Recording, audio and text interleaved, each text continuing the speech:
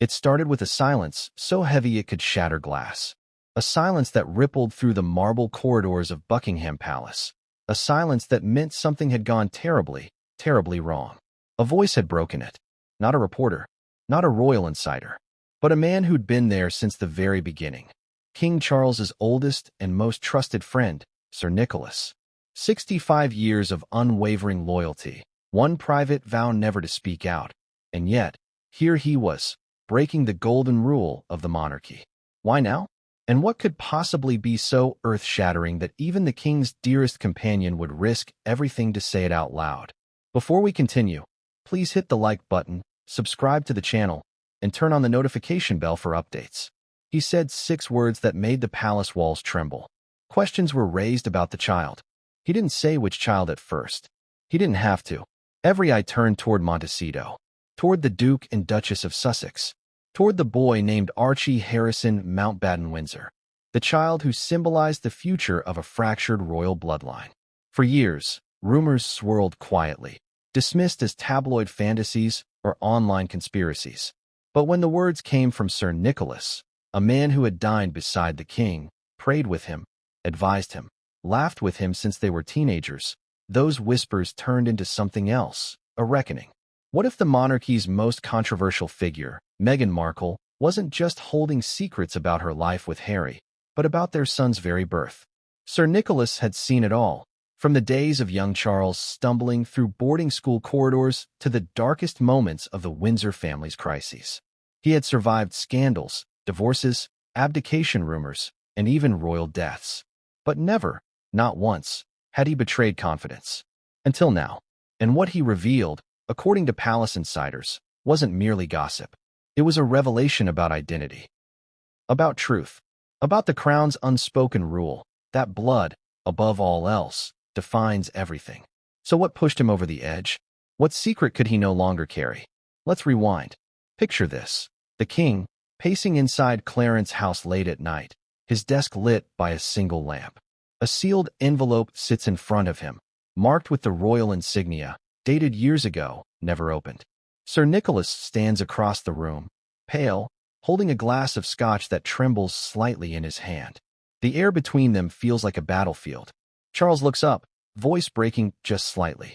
Is it true? And Sir Nicholas, after 65 years of friendship, cannot answer. The next morning, the story broke.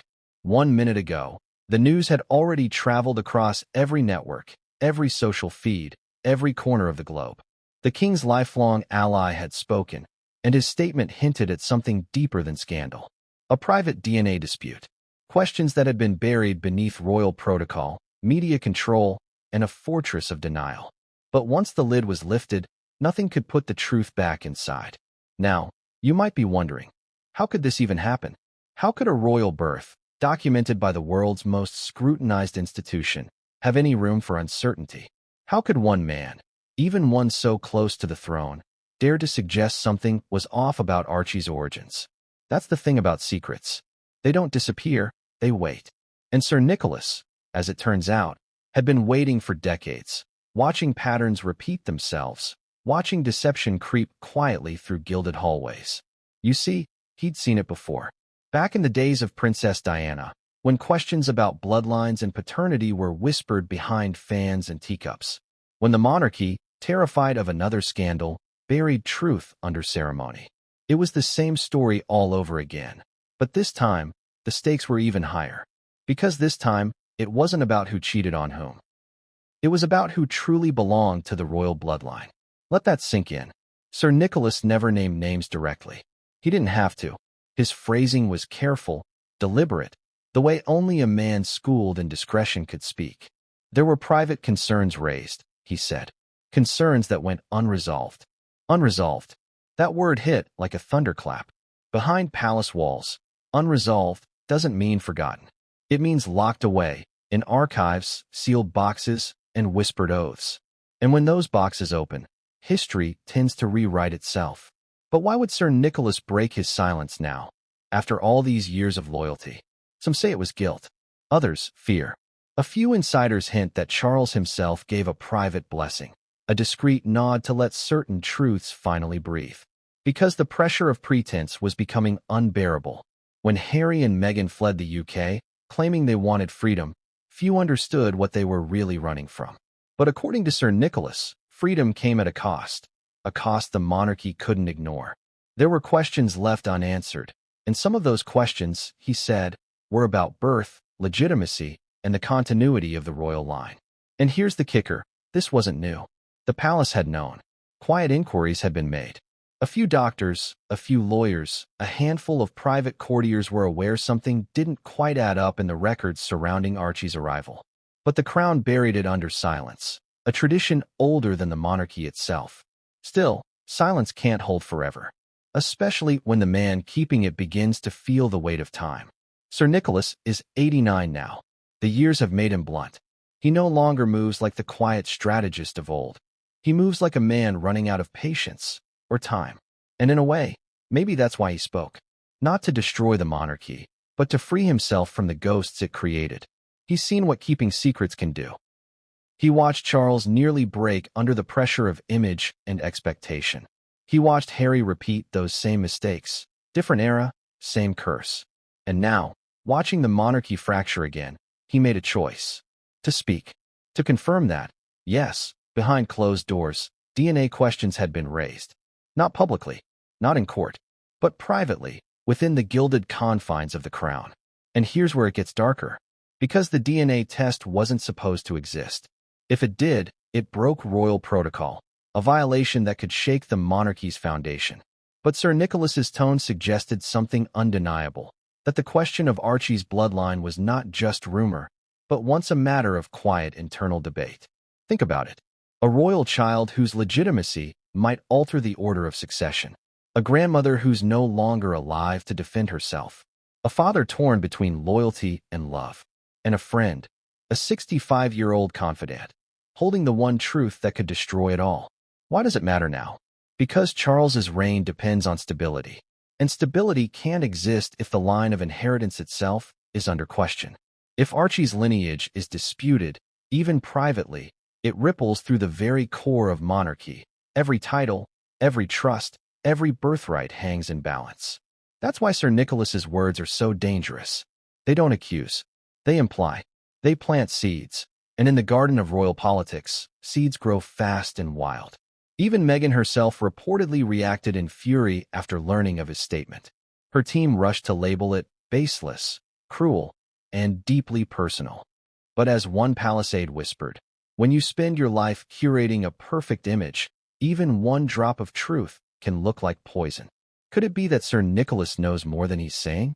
Some believe his choice of words, concerns raised inside the palace, was carefully crafted to open the door just enough without stepping through it. He's daring the public to ask, daring the crown to deny. And if they do, he knows exactly what comes next. Because he's still holding that envelope. The one sealed years ago. The one rumored to contain more than just speculation. Possibly documents, letters, or test results tied to one of the most sensitive chapters in royal history. What's in it? That's the question every insider is terrified to answer. Some say it's blank.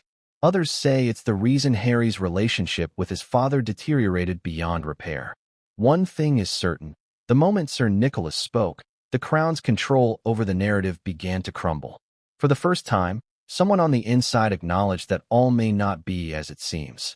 And for a monarchy built on image, that's a devastating blow. Imagine King Charles hearing those words replayed on every news outlet. A man he trusted for 6 decades now casting shadows on the very family he's sworn to protect. But deep down, Charles knows Nicholas's silence wasn't betrayal. It was warning. And that's what makes this story so chilling. It's not the scandal itself that terrifies them. It's the proof that somewhere, someone inside the royal circle finally stopped protecting the lie. But we're only scratching the surface. Because this story isn't just about one man's confession, it's about what drove him there. It's about what he saw, about what he knows, and about the night that changed the monarchy forever. In that single minute when Sir Nicholas decided to speak, decades of secrecy began to unravel. One revelation led to another, one whisper to another leak. The palace might have been prepared for gossip, but not for this, not for evidence. So here's the real question. What happens when truth collides with royal tradition? When a man bound by loyalty chooses conscience instead, and when the king himself must face a truth so personal, so destructive, that even silence can no longer save him. Because what came next? The meetings, the confrontations, the buried files, the hidden DNA report would change everything. And no one, not even the king, saw it coming. It began with a letter that was never meant to see the light of day. A letter that, according to palace insiders, was handwritten in blue ink on thick, cream stationery, the kind embossed with the royal crest. At the bottom, in a trembling signature, was the name that had served the monarchy for over 65 years, Sir Nicholas. He wasn't a politician. He wasn't a servant. He was something far more dangerous, a man who knew everything. From the moment Charles first wore his school uniform at Gordonstown, Sir Nicholas was there, an older student turned lifelong confidant. He was the one who helped the future king navigate the cruelty of boarding school, the suffocating pressure of expectation, and the private heartbreaks that would one day define him. Their bond was unlike anything else in the royal circle. Sir Nicholas wasn't blood, but he was family in every way that mattered. And that was precisely why his silence had always been ironclad, until now. The question is, what finally broke him? The story of Sir Nicholas begins decades before Meghan Markle ever set foot in Buckingham Palace. He had already watched generations of Windsors rise and fall, watched secrets get buried so deep that even the family forgot they existed. His job, though never formally defined, was to protect the institution, even from itself. But time changes everything. When Meghan entered the royal world, Sir Nicholas's protective instincts kicked in immediately. He didn't see her as an enemy. He saw her as a disruptor, someone who could, for better or worse, change the rhythm of a dynasty that had been ticking in perfect time for centuries. At first, he admired her. Her confidence, her charm, her ability to command a room without bowing to it. But as the months passed, that admiration began to warp into something darker, suspicion. Not because of her race, her fame, or her past, but because of what she brought into the royal orbit, secrecy. You see, Meghan had a habit of keeping details vague. When questions were asked, her answers were polished, rehearsed, just a little too perfect. And in a family obsessed with record-keeping, that was a red flag. Sir Nicholas noticed the inconsistencies first. He wasn't the only one. Dates didn't line up. Names appeared and disappeared from travel logs. Official documents had unusual redactions. None of it seemed significant. Until the birth of Archie Harrison. That's when everything changed. To understand Sir Nicholas's decision to speak, you have to understand what he witnessed in those days leading up to Archie's birth. There was confusion at every level of the palace. Doctors were switched at the last minute. Security staff were shuffled. A media blackout was imposed so tight that even senior aides didn't know the exact location of the delivery. And when the announcement finally came, short, vague, oddly phrased, Sir Nicholas reportedly turned to Charles and said, "This isn't how it's done." Charles didn't respond. He couldn't. He had already been warned. There were whispers then, rumors that the royal birth certificate had been altered, that names had been changed after the fact. Sir Nicholas didn't want to believe it. He'd spent his entire life defending the monarchy from rumor. But this time, the inconsistencies were too glaring to ignore. Why was the hospital unlisted? Why did the attending physician's name vanish from the public record? Why was the announcement delayed for hours after the alleged birth? The palace claimed privacy. Sir Nicholas called it panic. He didn't confront Meghan directly. He knew better than to accuse a duchess. Instead, he went through quiet channels, reaching out to aides, asking for verification. What he got back terrified him, not because it confirmed anything, but because no one seemed to know the truth. And in the royal household, uncertainty is more dangerous than scandal. Behind the scenes, he kept detailed notes, not for blackmail, but for history. Pages and pages of observations, memos, and private reflections. Those journals would later become the foundation for what he revealed. But in those early days, he was still loyal. He tried to reason with Charles, urging him to investigate quietly, to clear up the rumors before they spiraled out of control. Charles, torn between duty and love for his son, refused. "We can't question it," he said. "Not after everything Harry's been through." It was the first time Sir Nicholas saw fear in the king's eyes. Not fear of exposure, but fear of what the truth might mean for his family. Years passed. Harry and Meghan left the UK. The palace tried to move on, but the whispers never died. And every so often, someone from inside, a nurse, a staffer, a clerk, would quietly reach out to Sir Nicholas. Always with the same message: something isn't right. He stayed silent, as always, until he couldn't. The breaking point came when a Royal Archive clerk, newly retired, sent him a copy of a sealed record. It wasn't labeled directly, no names, no signatures, but Sir Nicholas recognized the codes. The document had been classified under the same internal tag used for royal medical documentation. The date matched Archie's birth week, and scrawled in the corner, in handwriting that could only belong to one person, were the initials CR. Charles Rex, the king himself.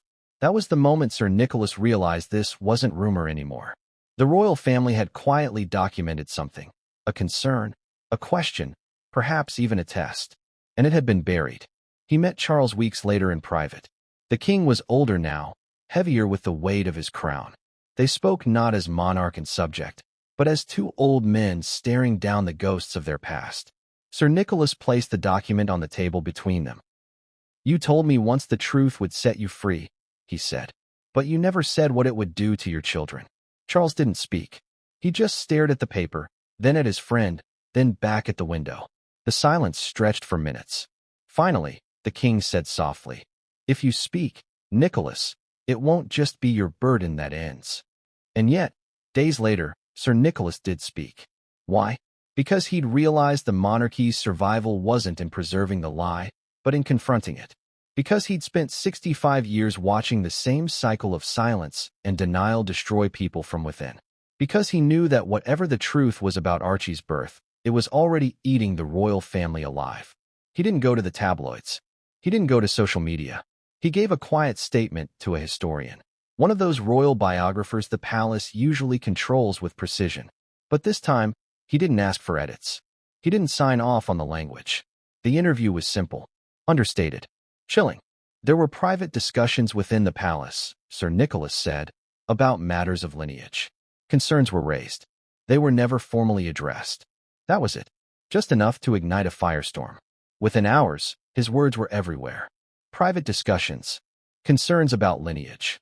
Never formally addressed. You could almost hear the gears grinding inside Buckingham Palace as press secretaries scrambled to respond. But they couldn't dismiss it outright, not when it came from Sir Nicholas. He wasn't some disgruntled staffer or a gossip-hungry insider. He was the king's shadow, his oldest friend, his quiet conscience. And that's what made his statement impossible to ignore. It said that loyalty to the monarchy is like loyalty to a god, absolute until the moment it isn't. And once the spell breaks, there's no going back. After his revelation, Sir Nicholas withdrew from public life. No more dinners, no more royal functions, no more Christmas greetings. It was as if he'd vanished. Some said he was silenced, others said he chose exile. But those who knew him best insist he was preparing for something else. A reckoning. Because deep in his private collection, hidden in a safe behind shelves of decades-old correspondence, there's said to be one final letter, addressed to King Charles, marked, "To be opened upon my death." Its contents remain unknown. But if history is any guide, Sir Nicholas's story isn't finished. In fact, it's only just beginning. Because what he revealed wasn't the whole truth. It was just the beginning of something far bigger, a trail of evidence, letters, and locked drawers that could finally expose what really happened inside that palace room the night Archie was born. And as one royal aide whispered with trembling lips, "The man who knows too much hasn't told us everything yet." But what he said next, and what those documents may contain, would change not only how we see Meghan Markle and Prince Harry, but the monarchy itself. Because the past isn't buried. It's waiting. And it's about to rise. When the royal jet lifted off that foggy March morning in 2020, few realized that it wasn't just a departure. It was an escape. Harry and Meghan weren't flying toward freedom. They were running from ghosts. But ghosts have a way of following you, even across an ocean. For months after Megxit, the couple's California mansion gleamed like a symbol of reinvention. A sprawling $14.5 million estate in Montecito, palm-lined and paparazzi-proof. Its high walls promised privacy and new beginnings. But to those who knew the royals well, including Sir Nicholas, it looked less like a home and more like a fortress, built not to keep the world out, but to keep something hidden within. Inside that mansion, a new narrative was being scripted. Meghan was preparing her next act, a modern duchess rebranding herself as a global humanitarian, a mother, a visionary. But there was one thing that refused to be rewritten, her past. And it wasn't just the past she shared with Harry. According to palace sources, when Sir Nicholas broke his silence, he didn't do it on a whim.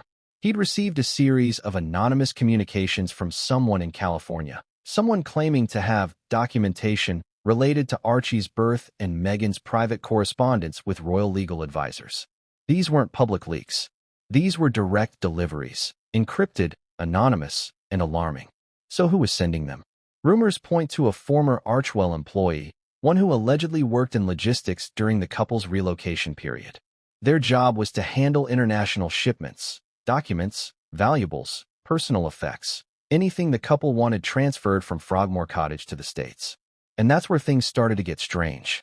The manifest list didn't match the contents. Boxes labeled Press Archives contained medical files. Envelopes marked Scripts included handwritten legal drafts. Most peculiar of all, several items were marked with internal palace codes, suggesting they had originated from the royal archives, not personal belongings. But how could that be? Royal archives don't leave the country. They are government property, bound by centuries of legal precedent. For those documents to end up in Montecito meant one thing. Someone within the palace had smuggled them out. When Sir Nicholas was made aware, his reaction was immediate. That's impossible, he reportedly told the intermediary. If those documents exist, they were never meant to. But then came the proof, scanned copies of official headers, familiar handwriting, embossed seals.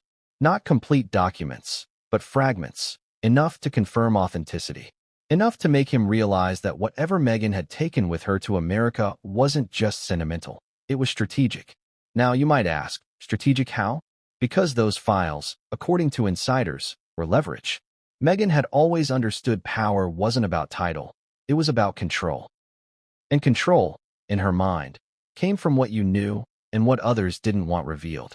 She had learned early that information was the one currency the monarchy couldn't afford to lose. So she took what mattered, not jewels, not heirlooms, but history itself. Emails, correspondences, phone transcripts between palace aides, legal notes surrounding Archie's registration. Some were innocuous, others less so. There were mentions of timeline discrepancies, protocol inconsistencies, and authorization reviews. Cold, bureaucratic language, but language that hinted at something more. Something the palace had buried. And it wasn't long before those same files made their way back to England. Not through journalists, but through whispers. A lawyer here, a PR advisor there. And finally, through Sir Nicholas, who realized that the ghosts of the past had followed them across the Atlantic. Meanwhile, in Montecito, Meghan was building her new empire. Archewell Productions, Archewell Audio, and the Foundation itself, each designed to reshape the Sussex legacy. But beneath the branding and curated interviews was a growing sense of paranoia. Security was tightened. Staff turnover increased. Devices were monitored. Visitors were vetted. Even close friends noticed the shift. One Hollywood acquaintance described it this way. It stopped feeling like a home and started feeling like a command center. And Harry? He tried to play along. He wanted to believe they'd left all the chaos behind in London. But deep down, he knew you can't outrun a royal secret, especially one that involves bloodlines. One evening, over dinner, Meghan reportedly told him, "If they come for us, we come for them." It was said calmly, not as a threat, but as strategy. Her PR sense was razor-sharp. She knew the timing of every announcement, every leak. Nothing was accidental. That's when Sir Nicholas began receiving the California files. They came in waves, always from encrypted servers, always accompanied by the same note. You should have listened. Each batch revealed small but significant anomalies. Some were dates, hospital records that didn't match the public announcements. Others were correspondence between palace officials questioning the legitimacy of certain procedures around Archie's documentation. On their own, they could be explained away as clerical errors. But together, they painted a troubling pattern, one that led Sir Nicholas to believe the DNA dispute wasn't a rumor after all. Inside one file, there was a single line, allegedly handwritten by a senior palace physician. Verification postponed per HRH request. Proceed upon authorization. The signature was redacted. The initials? CR. Charles Rex. Again, this was the same marking found on the earlier document, suggesting a continued chain of involvement. The king had been aware something wasn't adding up long before the world ever heard Sir Nicholas speak. Now imagine being in his position, holding evidence that could shake the monarchy, yet knowing that revealing it would destroy lives. For a man who'd served the crown his entire life, it was like holding a ticking bomb. So he waited. He investigated. He traced the file's digital path until it led to a surprising source, Santa Barbara County. Specifically, a law firm linked to Archwell's corporate operations. It wasn't the firm itself sending the files. Rather, someone inside it, a legal assistant with access to archive transfers. This individual, rumored to be disillusioned with how Meghan treated staff, had allegedly copied and encrypted the documents before resigning. Their motive wasn't money. It was exposure. They wanted the truth to reach someone who would handle it carefully, someone who wouldn't sell it but would understand its weight. Sir Nicholas fit that profile perfectly. And here's where the story takes its most ironic turn. Meghan's own obsession with image control might have led to her undoing. The more she tried to contain information, the more leaks she created. The tighter she clenched her grip, the more the truth slipped through her fingers. Meanwhile, Hollywood began noticing inconsistencies too. When Netflix producers reviewed behind-the-scenes footage from the Sussex documentary, they found gaps, literal timeline gaps. Shots that were supposed to follow a linear story didn't align. Dates didn't match. Hospital scenes that were claimed to be from 2019 were actually filmed months later. Netflix quietly flagged the issue internally. No public scandal, no headlines, just legal caution. But that internal flag triggered a review from their compliance department. And that's when things got even murkier. The footage metadata, timestamps, file origins, suggested that certain segments were altered, possibly re-edit after the fact to create a cohesive narrative. Now, in television, that's normal. But when you're documenting a royal birth, even small changes matter. They raise questions that line up eerily well with Sir Nicholas's private notes. Did Meghan stage portions of Archie's early footage to control the story? Was the documentary part of a larger attempt to cement an official version of events before internal questions resurfaced? Those were the very questions Netflix executives quietly debated behind closed doors. By this point, the California files weren't just a royal problem. They were a Hollywood one too. And once Hollywood starts protecting itself, the royal PR machine can't compete. Sir Nicholas, now cautious but determined, reached out to an old acquaintance in Los Angeles, a retired journalist who had covered Diana's final years. Through this intermediary, he confirmed what he already feared, that the California files were authentic, damning, and incomplete. There was still more out there. He needed to know where the originals were kept. That's when he heard the most chilling rumor yet, that Meghan had a private safe inside the Montecito mansion, hidden behind a mirrored wall in her dressing suite. It wasn't large, but it was sophisticated, biometric access only, installed by a security firm out of Switzerland. Inside, according to one former contractor, were not jewels, not titles, but papers. Legal papers. Originals. And perhaps something even more explosive, DNA correspondence. Whether those documents were tests, authorizations, or communications related to them remains unknown. But the implication was clear: the California files weren't leaks. They were a message. A reminder that Meghan held the monarchy's most guarded secret and wasn't afraid to use it. Sir Nicholas knew then that this wasn't just about one child's birth. It was about leverage. About a modern duchess wielding power the old guard could never have imagined. But as history has proven, leverage cuts both ways. Because while Meghan may have believed she controlled the narrative from her Montecito stronghold, someone else had been watching, collecting, and preparing. Someone closer to the palace than she ever suspected. And as the California files made their way back into royal hands, whispers began to rise from the shadows.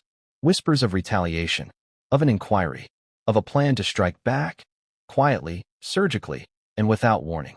But what came next would make even those whispers sound tame. Because when King Charles finally decided to confront the truth, it didn't happen in public. It happened in secret, under cover of night, behind closed doors, in a meeting that would alter the future of the royal family forever.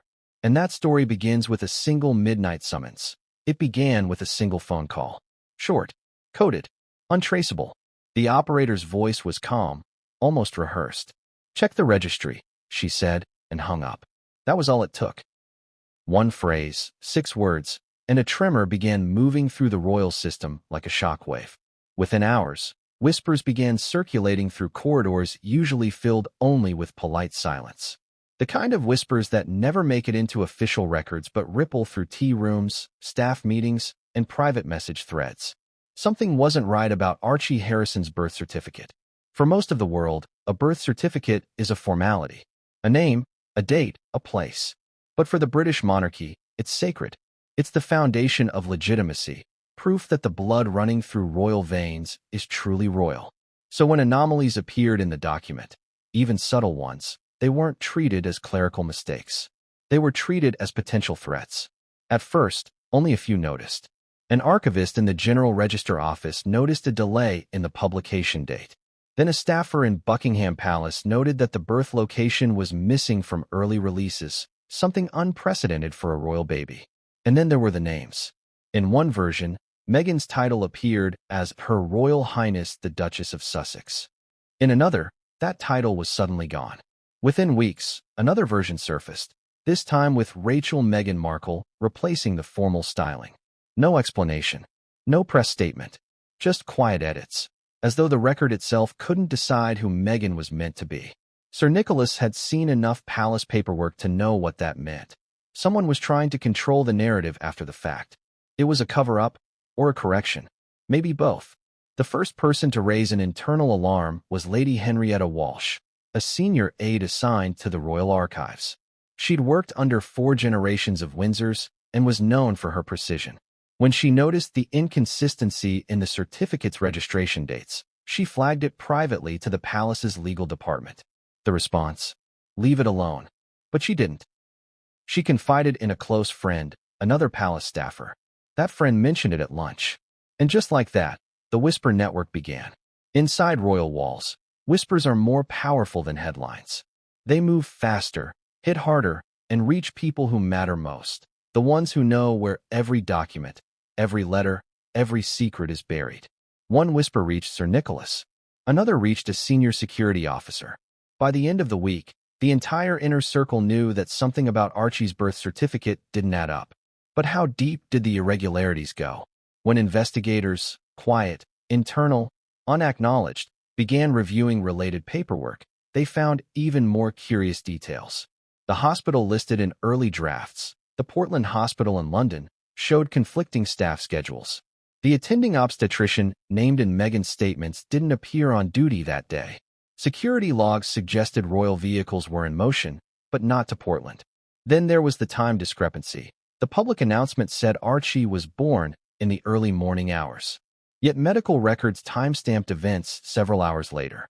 A few hours might not mean much to the public, but inside the royal system, where precision defines authenticity, it was a glaring anomaly. Sir Nicholas called it the 3-hour gap. In those missing hours, something happened, something the palace refused to document. When he confronted one of the remaining old guard aides, the man refused to speak. But later, in a private exchange, he muttered, the truth didn't match the story. And that was all Nicholas needed to hear.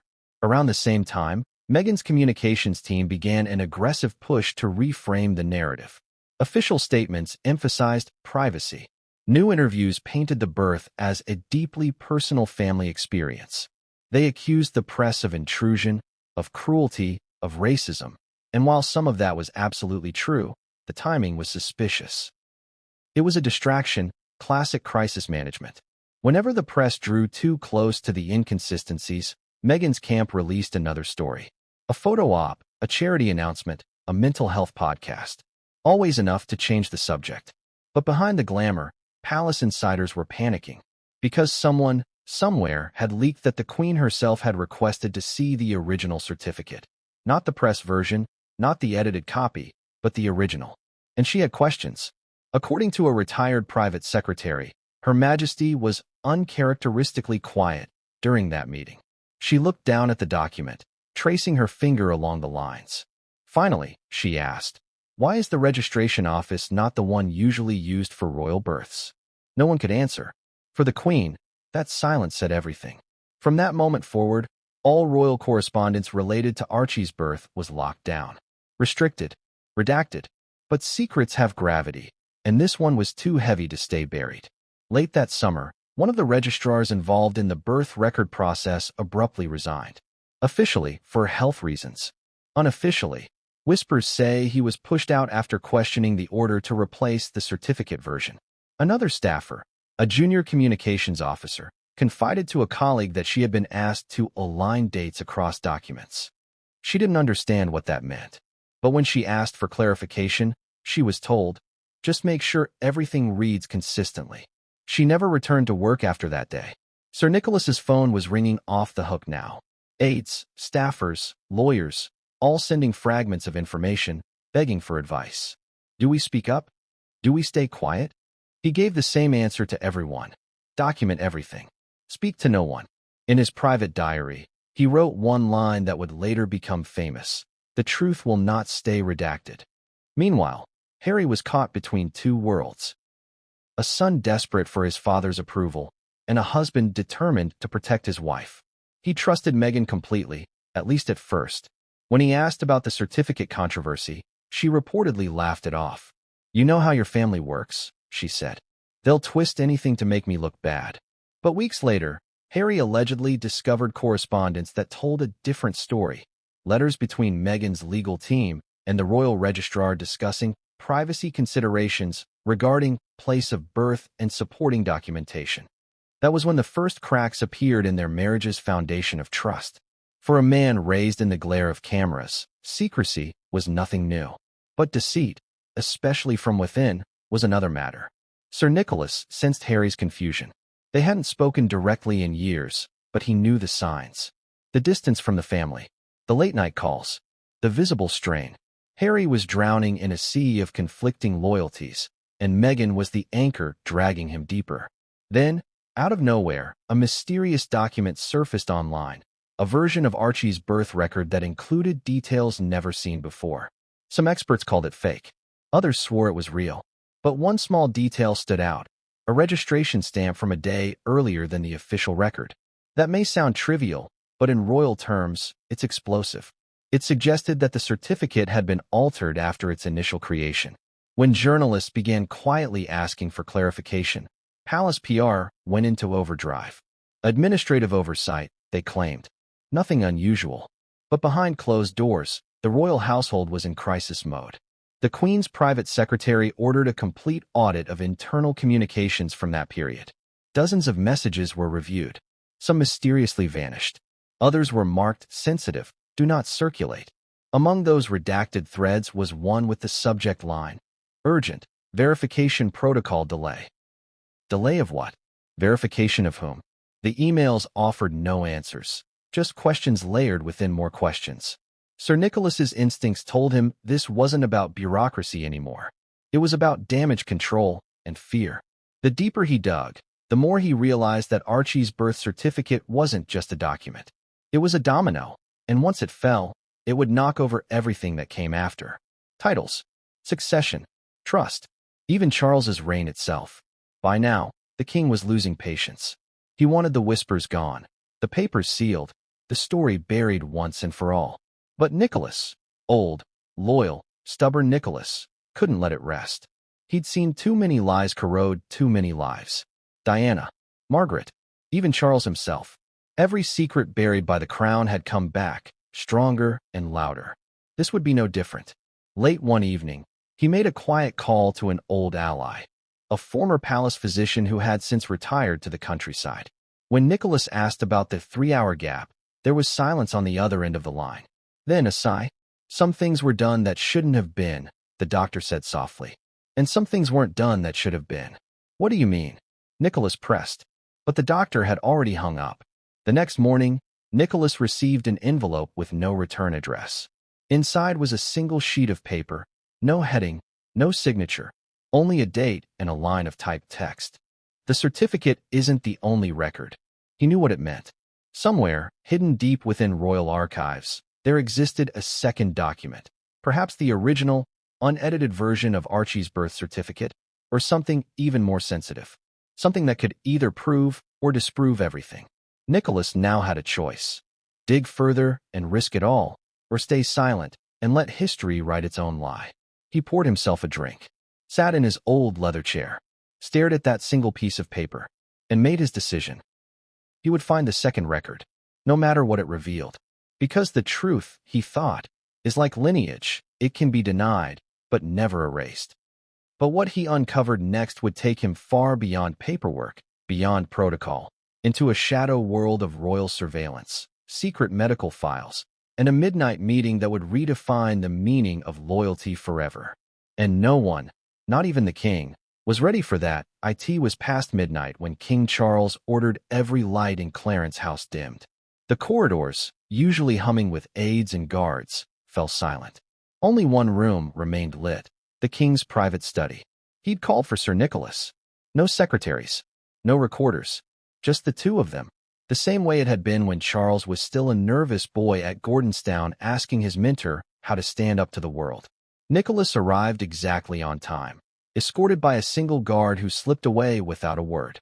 The old man removed his hat, placed it on the table, and waited. The king didn't speak right away.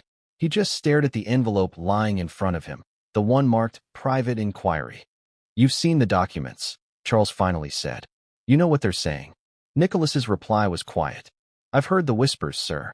But whispers don't write themselves into official records." The air between them thickened. Charles poured 2 glasses of scotch. Neither drank. This was the meeting no one in the palace dared admit ever happened. The midnight council where a monarch confronted his oldest friend about the unthinkable, whether the bloodline of his grandson, Archie Harrison, might not be entirely royal. Charles spoke first. "They think I don't know what's going on," he muttered. "They forget I read everything. I see every draft that passes across that desk." Nicholas hesitated. "Then you've seen the discrepancies?" "I've seen too much," Charles answered. "Too many versions. Too many lies." He pushed the envelope toward his friend. "That came from the medical liaison at Portland. Confidential. It shouldn't even exist."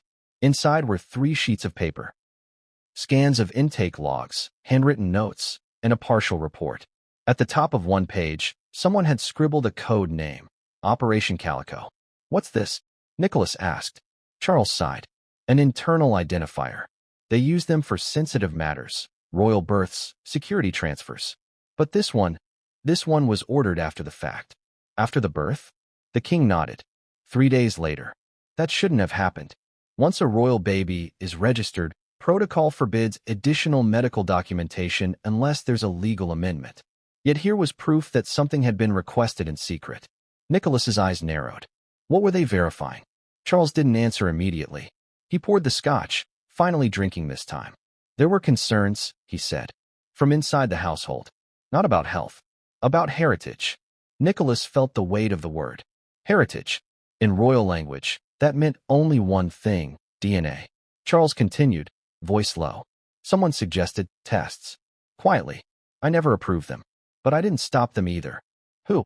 "A physician attached to the Privy Council. He's gone now. Retired before the storm." Nicholas exhaled slowly. "So it was real." Charles nodded. "It was real." He turned to the window, watching London shimmer in the distance. "They brought me preliminary summaries. Nothing definitive," they said. "But even uncertainty is poison in this family. I told them to destroy it all. Yet somehow copies survived. You've seen what happens when ghosts refuse to stay buried." Nicholas said nothing. He didn't need to. He'd spent his life watching ghosts devour kings. The king placed another folder on the desk. "I can trust you, can't I?" "You always have." "Then listen carefully," Charles said. "There's more. The Queen saw the file before she left us." That froze Nicholas. "Her Majesty knew?" Charles nodded. "She summoned me to Windsor one evening. Asked me directly, 'Charles, do you believe the boy is yours to protect?' She didn't say ours, she said yours." I didn't know what to tell her. The silence stretched again. Then the king whispered, "She told me to find peace before the truth found me." Nicholas looked at the aging monarch before him. A man who had spent a lifetime waiting for the crown only to discover that it came wrapped in secrets. "You think this will stay quiet?" he asked. Charles gave a bitter smile. Nothing ever stays quiet, Nicholas. Not anymore. He reached into the drawer and produced a smaller envelope, unsealed. Inside was a single photo, a lab form with 2 sample codes. Both had been anonymized, just letters and numbers, but one of them carried a faint watermark of the royal crest. Charles said, "They told me they were just verifying routine blood work, but I recognized the numbering pattern. It matched the line used for genetic archival data." Nicholas frowned. "You're saying?" "I'm saying that someone ran a test they weren't supposed to." "And the results?" The king's jaw tightened. "I never saw them. The file was gone before I could demand it." "Gone. Destroyed," Charles said. "Or so they claimed." For a moment neither spoke. The only sound was the clock ticking on the mantel, each second slicing through the room like a blade. Nicholas finally asked, "Do you think Harry knows?" Charles closed his eyes. "If he did, he'd never forgive me. Or her. Or himself." The king turned back to the table. "I need you to understand, Nicholas. This isn't about scandal. It's about stability. The institution can't survive another question of blood. Not after Diana. Not after the wars with the press. The public must never doubt that the line is pure." Nicholas's voice hardened. "And if it isn't?" Charles looked up, weary. "Then everything I've built, everything my mother protected, ends with me." The words hung there, heavier than the crown itself. Outside, rain began to fall against the windows. Nicholas leaned forward. "What do you want me to do?" "I want you to bury it," Charles said. "All of it. The files, the copies, the whispers. Make them disappear." Nicholas nodded slowly. But inside, his conscience twisted. For decades, he'd been the palace's silent guardian, the man who erased mistakes before they became headlines. But this wasn't a mistake. It was truth, trembling on the edge of revelation. He wanted to protect his friend, yes, but he also knew that history doesn't forgive those who bury too much. So he made his own plan. While Charles spoke, Nicholas's gaze drifted toward the fireplace, where flames licked at half-burned papers. He memorized the color of the folders, the placement of seals.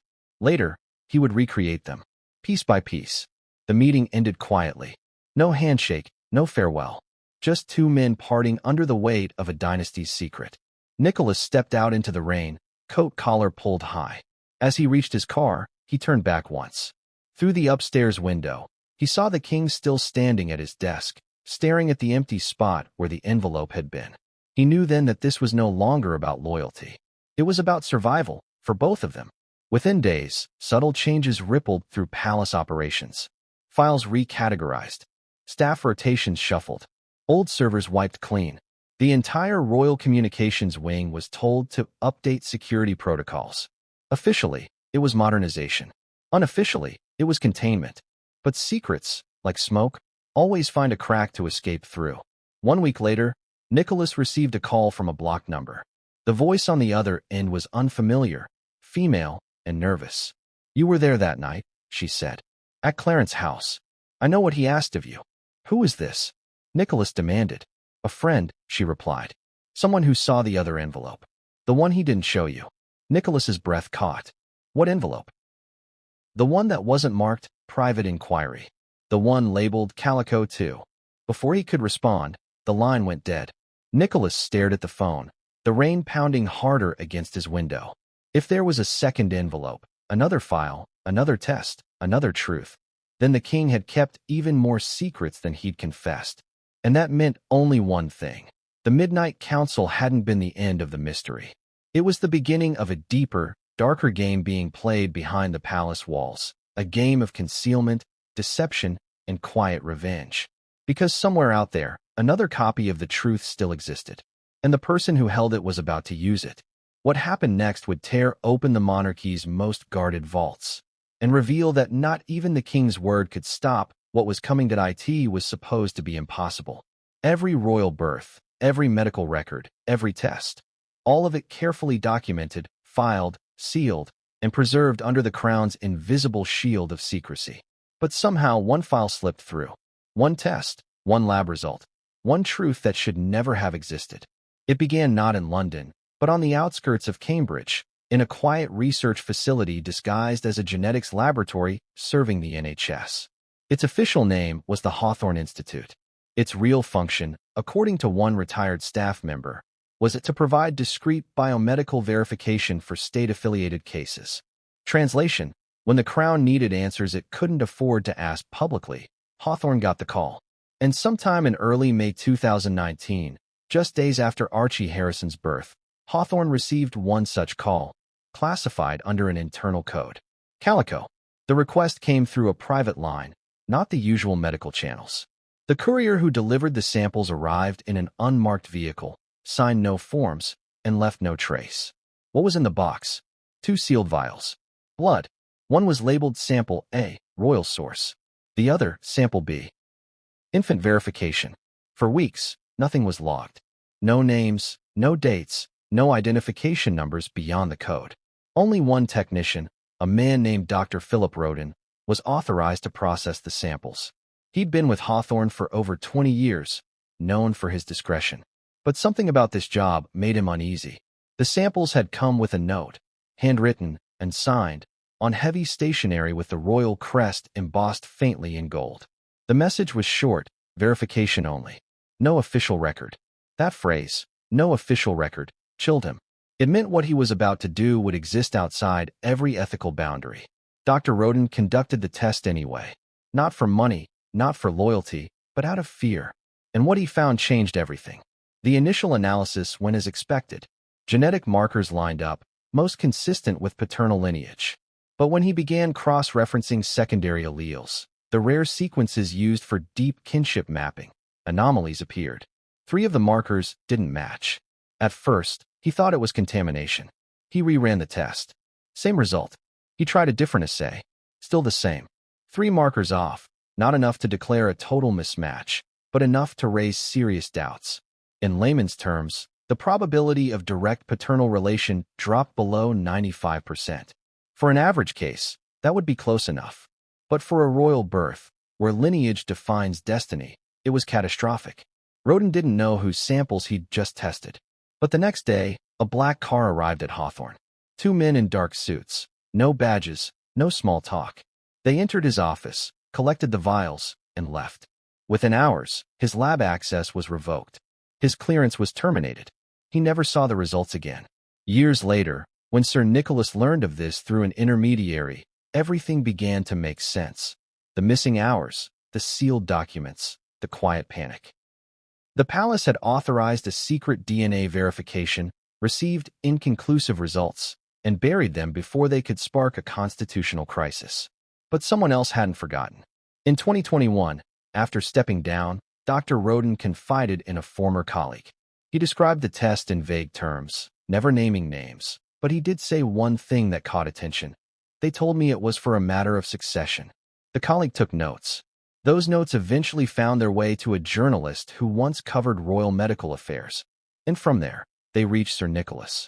By then, the old man had already been at odds with the palace. But this was confirmation. Proof that his suspicions about Operation Calico weren't paranoia. They were history hidden in plain sight. He began tracing every thread. Through discreet contacts, he confirmed that the Hawthorne Institute had received payments through a shell organization called Globe Trust Holdings, which itself was linked to the Duchy of Cornwall's accounts. The transactions were small enough to escape public financial reports, but large enough to raise questions for anyone looking closely. The paper trail led to a single signature: P.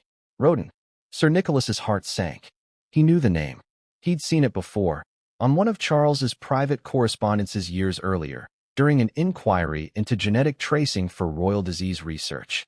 It meant the king had known Roden for decades. He'd chosen someone he could trust, and now that trust had come back to haunt him. Nicholas tried to reach Roden directly. The first letter was returned unopened. The second disappeared. But the third, hand-delivered by a courier with no return address, finally earned a response. A single sentence. It wasn't supposed to reach him. Nicholas understood immediately.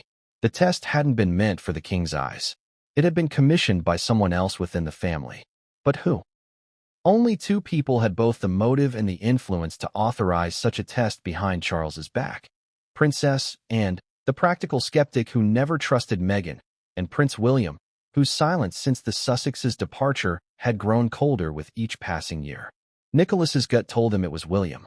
Because in 2019, shortly after Archie's birth, William had quietly begun receiving separate security briefings from private intelligence advisors, advisors who specialized not in surveillance, but in reputation containment.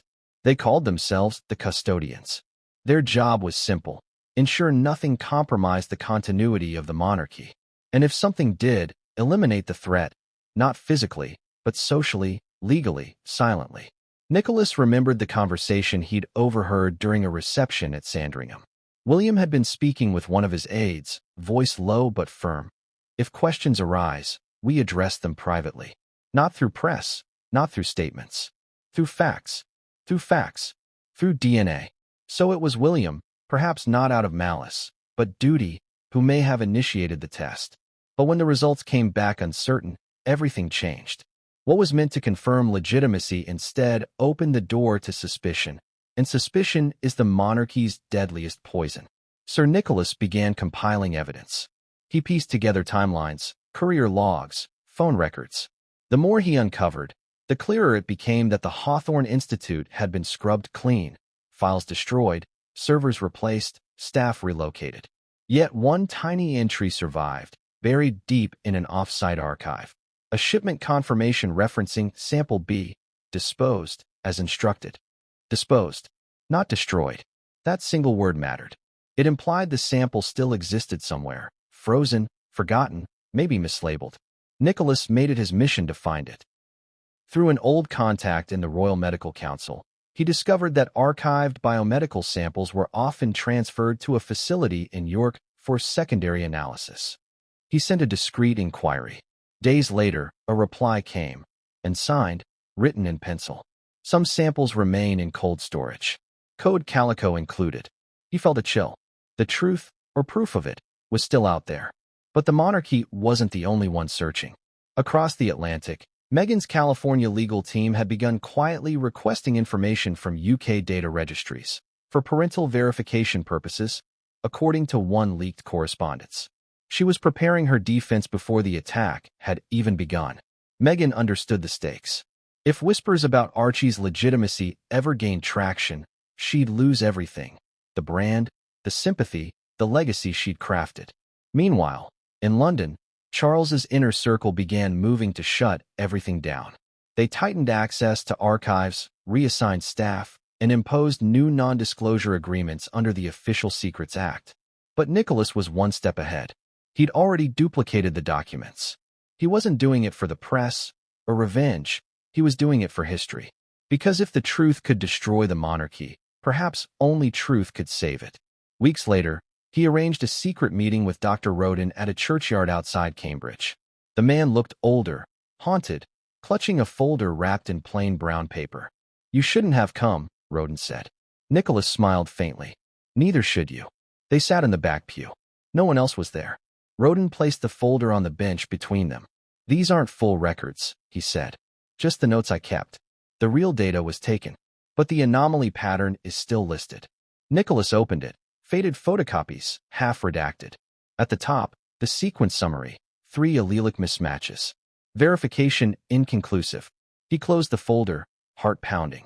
"This will come out," he said. Roden shook his head. "It already has. You're just the first to admit it." Nicholas frowned. "What do you mean?" But Roden was already walking away. 2 days later, Roden was dead. Official cause: cardiac arrest. But a witness reported seeing 2 unfamiliar men outside his home that morning, driving the same unmarked model once used by palace security. Nicholas knew then that the game was over. The palace was cleaning house. He disappeared for several weeks after that. No public appearances, no statements, no trace. But in those missing weeks, he sent one last package to an undisclosed recipient. Inside, copies of everything he'd gathered: documents, letters, and the Hawthorne notes. He also included a note written in his unmistakable hand. "Truth buried in shadow does not die, it festers." By the time the king learned of the package, it was too late. The copies had been received. And the recipient wasn't just any journalist or historian. It was someone much closer, someone whose loyalty had quietly shifted. Someone inside the royal circle. And when that person decided to act, it would ignite the biggest explosion of truth the monarchy had faced in a century. Because the Hidden Lab's secret wasn't buried forever. It was waiting, humming in cold storage, locked in steel, whispering its dangerous truth to anyone brave enough to look. And soon, someone would. When the whispers reached Montecito, Meghan didn't flinch. She didn't panic. She planned. For years, she had built her world around control. Control of her image, her words, her narrative. Every photo curated. Every word measured. Every gesture rehearsed to seem effortless. To the world, she was calm, radiant, untouchable. But behind the perfectly composed facade, something was cracking. Because this time, the story wasn't about her. It was about him, Archie. And unlike every other royal scandal, this one couldn't be fought with PR. It couldn't be spun or softened. This one struck at the very foundation of her family, at the one truth the world assumed was unquestionable: motherhood.